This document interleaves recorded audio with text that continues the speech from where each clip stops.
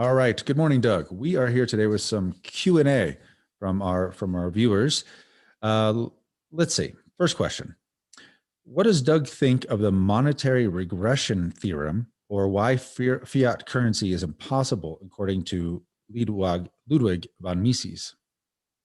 Well, I certainly agree that it's impossible, but I'll have to read about that particular theorem. I mean, absolutely, it is impossible. It won't work in the long run, but I'll have to do some research.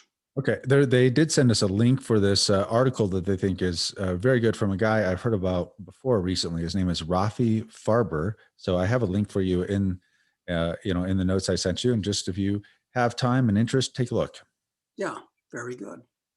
All right. Next question. It'll never happen, but hypothetically, what would a conventional USA debt default look like and its impacts on society instead of doing it via inflation? Well, that's a very interesting question because one of the things that I advocate is an actual default on US debt. My argument being that if a building is going to collapse, it's better to have a controlled demolition as opposed to let it fall randomly and unpredictably. However, if the US government defaulted on all of its bills and bonds and contingent obligations and so forth, at that point, what would happen? The entire financial structure of the country would collapse. Insurance companies, corporations, that the currency would collapse. It'd be worth nothing because debt would be worth nothing at that point, because the dollar would be worth nothing because the dollar is nothing but debt. So it would be real chaos. I've got to admit, real chaos. And chaos never ends well because there's always somebody that comes in to fill the power vacuum. So, but they painted themselves into a corner at this point. They can't default, so they're going to have to keep printing. But if they keep printing to keep it going, they're going to have to keep. I don't see any way out of this thing. We're headed for a real catastrophe, and the runaway inflation catastrophe may turn out to be worse than a deflationary catastrophe. But look at the good news. I always like to, look at the other side of the coin. And the good news is that most of the real wealth, the farms, what remain of factories, the technology, the knowledge in people's heads, that's all going to be there. So it'll sort out. I think that if there was a default, because so much U.S. debt is owned internationally and U.S. dollars are held as in reserves in central banks around the world, it wouldn't just be confined to the U.S. in terms of the financial catastrophe. It would be global. Oh, global, totally global. And of course, it's not just the central banks and rich people who keep their money in dollars. It's the little people in these countries that have worthless blocked currencies that try to hoard some dollars. They're going to be screwed too. Jesus, what a titanic disaster. We'll see which titanic disaster it's going to be. It's going to be a titanic disaster or a gigantic disaster. I'm not sure yet. All right. Next question. Is there any truth in saying that our fiat currencies, including the USD, are still somehow psychologically tied to gold, and therefore so would need a new Fed coin digital state currency and by default even crypto? What else is out there as a solid peg for valuations? Well, that's actually a pretty profound question. I mean, what do you use as money? I think that's basically what that question boils down to. And I don't know what you can actually use as money besides gold, quite frankly. I mean, I see Bitcoin as a transfer mechanism, very valuable. That's what gives it its value. But gold is, I mean, what else would be a good money? Can't use cigarettes. Those are good in prison camps and war situations. Which we want to avoid. Yeah, can't use those little cowrie seashells. That was good for the Indians, primitive economy. It worked, kind of. So what about the big stones in the South Pacific that were used? I guess they kind of worked. And even if one of the stones was underwater in the ocean, it was still counted as an asset. Kind of interesting. Um, I just don't know that there's any good substitute for gold with the character, the characteristics of a good money that we've talked about in the past. Nothing else really suits anywhere near as well. I heard a theory recently that said something around the idea that Bitcoin could potentially be used as the way the Fed uses, what they call base money. That they could do fractional reserve banking off of it, but it could be used as base money. But I think that's only possible if the vast majority of it is in control of the central banks. Yeah. And anyway, Bitcoin, as far as this is the reason why I was a late adopter of it. It took me a long time to figure out what its actual value was. And frankly, I don't see any value except being a transfer mechanism. And the value of gold does that, of course, but it has other value because it's one of the 92 naturally occurring elements. So maybe I'm missing something again. Well, the scarcity and store of value that Bitcoin, I think, provides is substantial too, just because of it has its natural scarcity tied to it. There can only be so many. They are, it's fungible in the same way that gold is, so that's good. But you can know who owns what, and you can't, I mean, all the games that are played sometimes with these vaults and saying, yeah, no, we have your gold, but it's unallocated, and so they end up having, selling it 5 times. That can't really happen with Bitcoin. I guess they probably could find a way to make that happen with financial instruments on top of Bitcoin, but still. Anyway, yeah, gold is a thing, and I mean, I don't know if have you heard about? I did see some headline a couple of months ago about that central banks were in the process of trying to accumulate more gold globally, and which would indicate maybe their worries about fiat currencies. I don't know if you saw anything about that. Yes, I know there was a news item that came out about how the Hungarian central bank is buying a lot of gold, and of course, the Chinese and the Russian central banks have said that they've been buying a lot of gold for years. So sure, but scarcity itself, that's important. But there are a lot of things that are scarce, like let's say bottle caps. Okay, they're kind of scarce. Really, you don't see them laying around everywhere. But could we use them as money? Yeah, their scarcity alone wouldn't cut it. Very good point. Very good point. Okay. Next question. They'd like two of our viewers here would really like to know what you think about Saint Kitts. Now, we were talking offline about Saint Kitts the other day and the passports. And so what do you think about it in general? And what's the upside? What's the downside? Well, I've been to Saint Kitts and been all around the island. And, it's not the high life, quite frankly. It's quiet, and there's a few restaurants that you can go to. Okay, the people you're going to socialize with are local islanders or a few expats that are there for God knows what reason. I don't know, and their passport. So it wouldn't be my first choice as a place to live. Although, look, here I am right now, and for the last year in the middle of nowhere. Well, not really, but in Uruguay, and I don't care. So I guess I could live on St. Kitts as easily as I live in Uruguay, quite frankly. All right, so maybe that's not such a downside. But the reason people are interested in it is because of their passport. And as we were talking about yesterday, at some point, these big governments might just decide not to recognize the passports of little governments.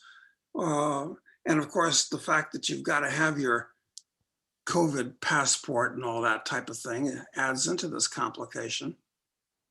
Nothing against St. Kitts, it's a good alternative, but it's better to get a passport from a real country.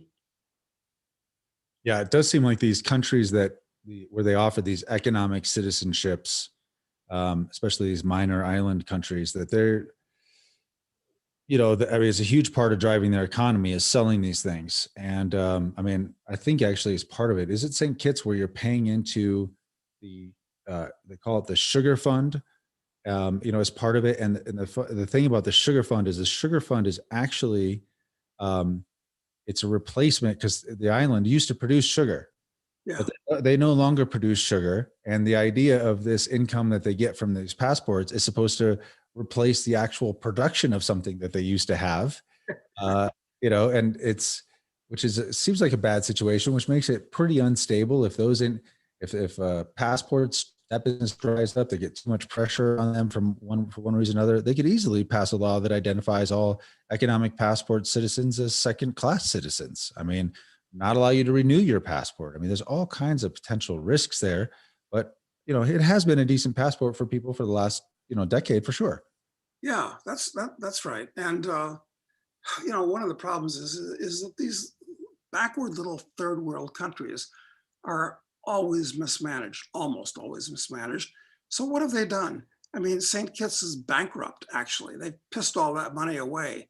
I mean, it hasn't been sequestered or saved or anything. It's been, who knows what they've pissed it all. It's basically been stolen, I'm sure. That's what usually happens. So it'll end badly.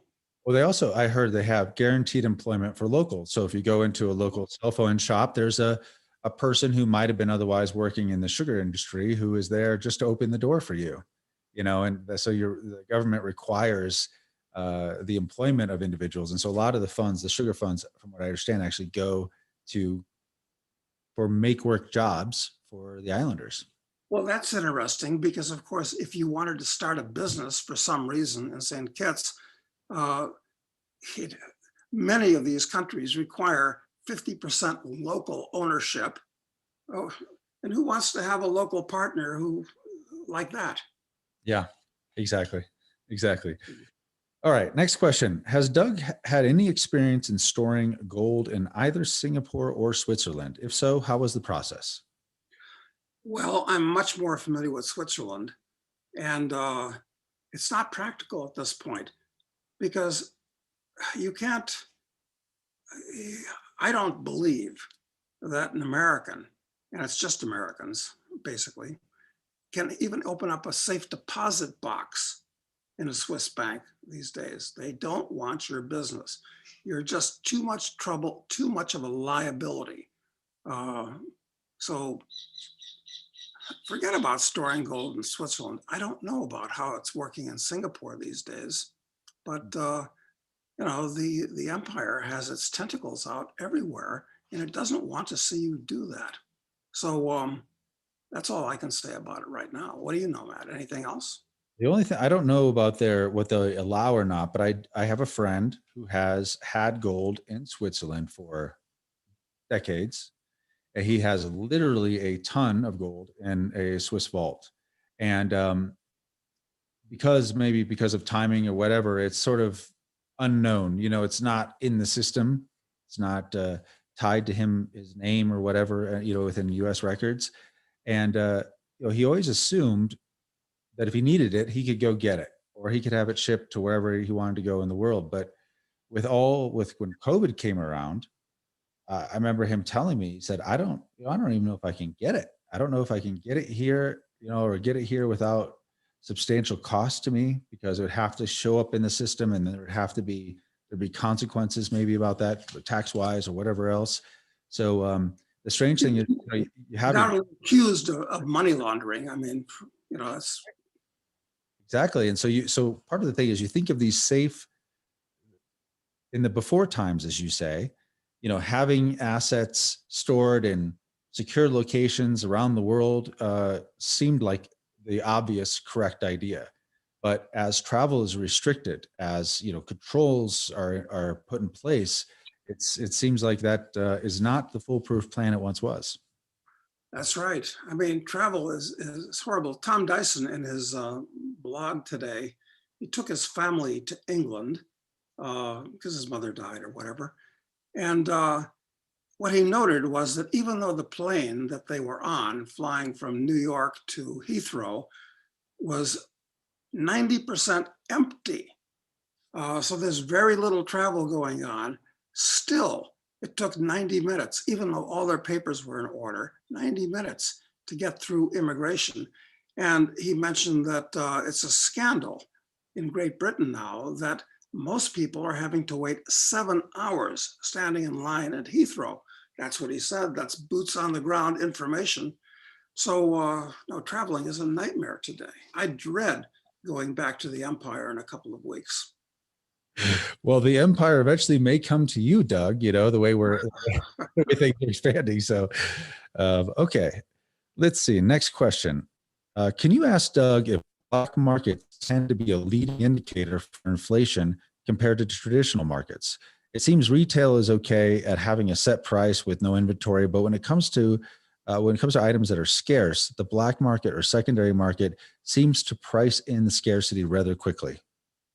Yeah, well, just before we started the show today, Matt, we were talking about the possibility of a crack up boom. And I think we're actually going to see one, as do you. And when we have a crack up boom, what happens is that everybody is spending money like it's going out of style, because it is going out of style. So they're trying to get rid of it for something, anything that's got some kind of value. Yeah, I think we could easily head into that, quite frankly. This is going to be a catastrophe. The more I think about the possibilities, the scarier it gets, quite frankly. Well, you know, we've been expecting financial catastrophe of one form or another for a long time. So like that part, I feel like I'm reasonably well prepared for.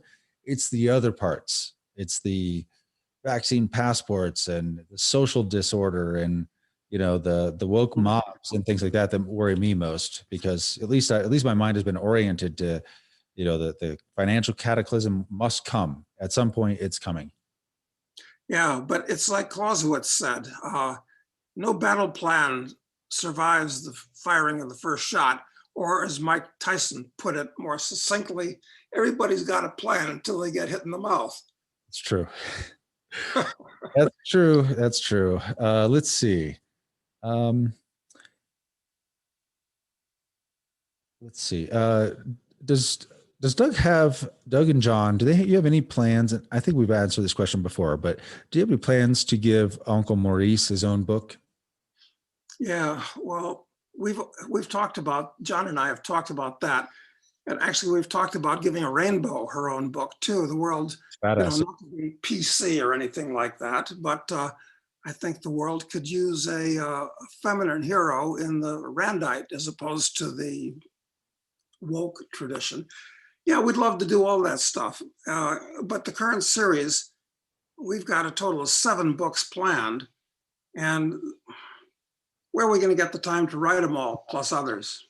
It's a problem. That's true. So sometime next month from our conversation we had yesterday, it seems as though both you and John will be staying in my place here in Colorado for a night.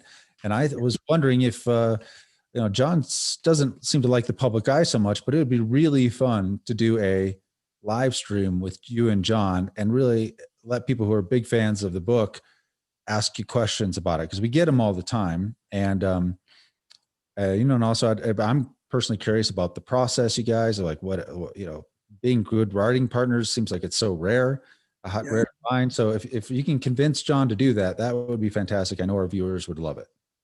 That's a good idea. We'll do that. And it is hard to find a good writing partner for many, many reasons, because I've tried it with several other guys. So good idea. Great. Okay. Doug, how much gold and silver is too much to hold at home? We actually talked about this yesterday too. Yeah, it's funny. After we were talking about it, I thought about that Keanu Reeves movie. Is it John Wick? Yeah. One of his characters. Well, anyway, perhaps I'm conflating that character with another, but it was Keanu in a movie. He's an assassin, and in his house, it appears that he had, under a concrete floor he put in himself, he's got all of his gold and guns and extra IDs and stuff like that. And you'd never find it because it's under a concrete floor that he had to break open with a sledgehammer. Yep. Yeah, okay, that was it. So actually, that's the best way to do it because you know you buy a whole bunch of stuff, and maybe the guy that installs the safe is kind of making a note in the back of his mind, figuring, this could be an easy piece of low-hanging fruit.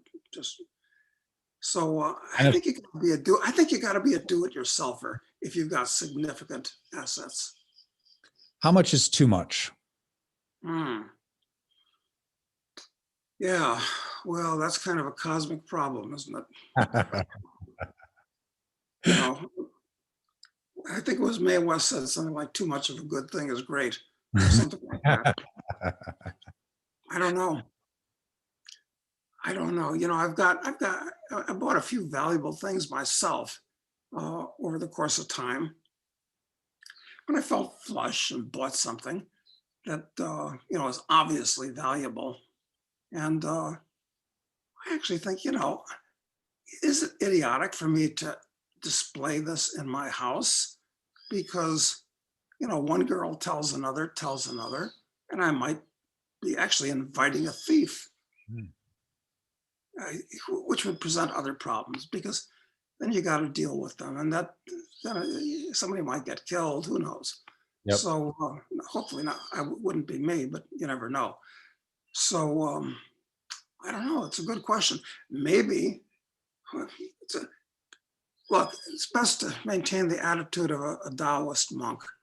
You want to have all this stuff, but not be owned by it. So if you lose it, you're unhappy, but life goes on. I'd say get as much as you can, frankly. Too much of a good thing is do it, but it's a problem. Listen, that's the world we live in today. I mean, I think that the John Wick style thing is an important piece of it, though, that it's got to be, if you're going to keep anything of tremendous value in your home, it needs to be a secret. It needs to be not known, and it needs to be not knowable. And even having it as safe, is, you know, I have a safe in my house, which is great. But obviously, if someone were to guess where my valuables were, they're in the safe. I mean, it's pretty obvious that's where they are. So that it slows people down, but it's not going to stop anybody who's determined, you know, to take it. So. No, it's not. In fact, there was a video done years ago, published by my friend Peter Lund, who ran Paladin Press. Peter died recently, but the name of the video was called B&E, from A to Z. And in that, Peter and a Confederate tried to break and enter into various types of devices and buildings and showed how you do it and all this type of thing. And the conclusion they came to is that really nothing's safe. It's just a matter of the time and to some degree the technology that you're up against, but nothing is safe. And if the Red Army invades, that's doubly true. Yeah. Okay. What's Doug's take on paper commodities like GSCI? Any suggestions for young starting investors on getting started in real commodity investments? I'm skeptical of anything paper and prefer cash flowing assets. Yeah, that's a good thought. When it comes to that type of thing, the only thing I have a commodity futures account, which are relatively hard to open these days. And you shouldn't open them unless you're already pretty experienced, because the odds of you blowing yourself up are really, really high. But that's the only involvement that I have. So I don't feel I can give advice on it. What do you think, Matt? Do you do that or not? You know, I really don't. Since I decided after my gold futures near disaster back in 2008 that I was not suited for that type of investment. That's what I learned. No, a man's got to know his limitations. That's right. That's right. Okay. Does Doug find the power outages in Texas a couple months back to be suspicious? It seems reminiscent of what was happening in California leading up to the Enron scandal. Power infrastructure is one of the few things built to last and withstand fairly extreme weather conditions. My friend used to work on wind turbines in Colorado, and he says they're built to still operate even if ice is in the turbines. Yeah, good question. I don't know. It is suspicious, let's say that, but you know, I hate to talk about anything like that without having actually first talked, to guys that are actually putting up those lines and repairing them and that actually know something about it. Because what do most of us know? All we know is what we hear on TV or some reporter has written down who doesn't know anything in the paper. Yeah. Well, no, it is suspicious, but don't know. Yeah, it seems to me it's probably more likely it's simply mismanagement by the authorities who are responsible for it, and too many points of potential failure, and one bad thing happens, and you have especially with electrical grids. I mean, they have to maintain a certain level of energy constantly flowing through them, or the entire thing can break. I mean, and break for a long time. So they are complicated systems, and there's a lot of mismanagement in this world, right? Well, and as the state gets bigger and interferes with more things, um, look, we live in an ultra complex society where if, we've gone a long way from the time of Shakespeare, where, what was it, Richard III, for the lack of a nail, the shoe was lost, lack of a shoe, the horse was lost, and the kingdom was lost. And things are much, much more interdependent than they were in Elizabethan England. So, yeah, things could fall apart real easy. Yeah, cascading failures in complex systems should be expected at some point. It's hard to know when, but it's just, especially when our drive is for constant and efficiency improvements. How do we make things more efficient? And that often involves greater complexity. And you just can't even understand. It's hard to even know where the failure points are in these complex systems. Right. I mean, some years ago, just-in-time inventory became the fashion. So nobody keeps inventory because they expect that the supply chain will get it there to you right away. And I haven't emphasized enough recently my belief, one of the few laws I believe in, the second law of thermodynamics, which is to say everything winds down and falls apart unless you have active inputs to keep it up. And we may not be getting enough of those, so things will fall apart. Agreed. Okay, let's see. Has Doug read Julian Assange's Conspiracy as Governance essay from the early 2000s? And if so, was it an influence on his idea for Charles Knight's Paladin Network in Book 3? No, it wasn't. I'll have to read that now that you mention it, though. I included a link for you so you can check it out at your convenience. And actually, we should. I really want to ask John about the development of the crypto network within that book, because I know that he was the primary driver of understanding the technology and integrating it properly. And I'm very interested, and I think it's very, very, very interesting. So. Well, that was John's baby, and other things that were John's, ideas that were great ideas were the Sibylline drug and so forth. Yeah, so. I know that's remarkable. Maybe he had been experimenting with mushrooms before that. Who knows? I don't want to suggest he would do anything illegal, of course, but No. what does Doug think about monetary systems like kinesis that attempt to wed allocated bullion to crypto that can be easily spent via debit card? The idea being to force the issue of using sound money instead of fiat. I'm not sure if you're familiar with kinesis or not, but actually, I don't know if you remember, but that young man from Uruguay who came to visit you and have lunch with you, he was working on that project. That's what his job was. And when he went back to Dominican Republic, that's what he was doing. I spoke with him after.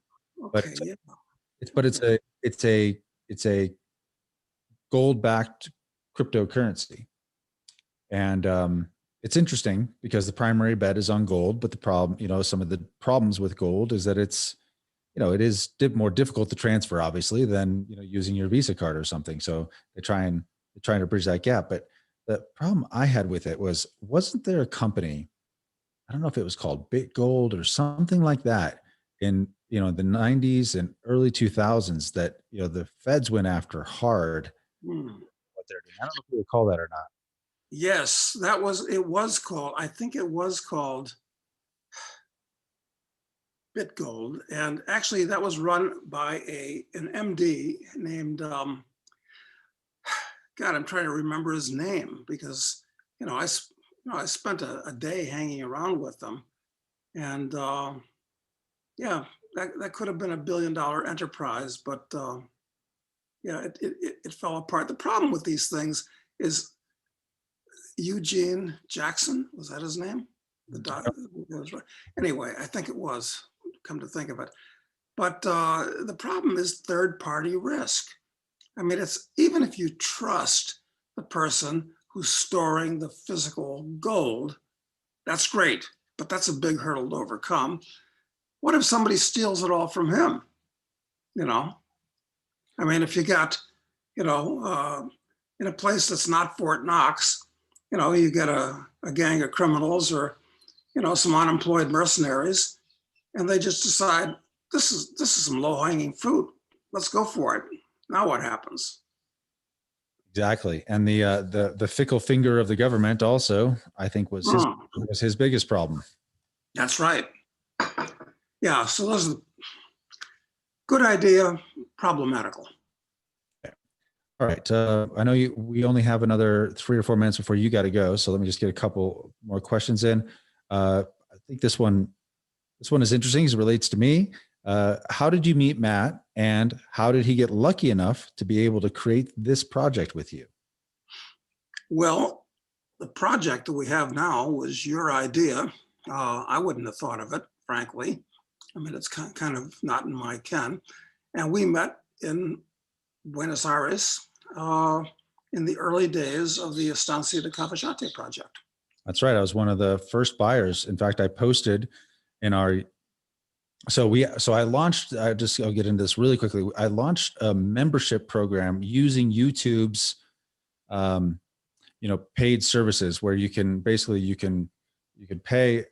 YouTube, and you get basically a little more access to some of the content we produce. We'll probably do some members only live streams, so I have a smaller group that'll be more intimate and easier to interact with. And the primary reason I'm doing that is most people know we run zero ads on this channel at all. We don't like ads. We just think it interferes with things. But I'm told that may even suppress our channel growth because YouTube's not making money on us. But regardless, I launched that because I'm interested in making sure that what we're doing is actually considered useful by people. Like if we are, I mean, we're lifelong business people. If we are in fact creating value in the world, then value tends to be reciprocated. So without that clear feedback loop, it's hard for me to know for sure whether or not we're doing the right thing. I mean, maybe this is a misallocation of our time and energy. And although we both get some enjoyment out of it, we could get enjoyment out of a lot of things. So I set up this membership program. And if you really like what we're doing, if you feel like it's important, I encourage you to join the membership program. There's different levels from $10 a month all the way up to $100 a month. We've got a lot of people already join it, which is certainly gratifying.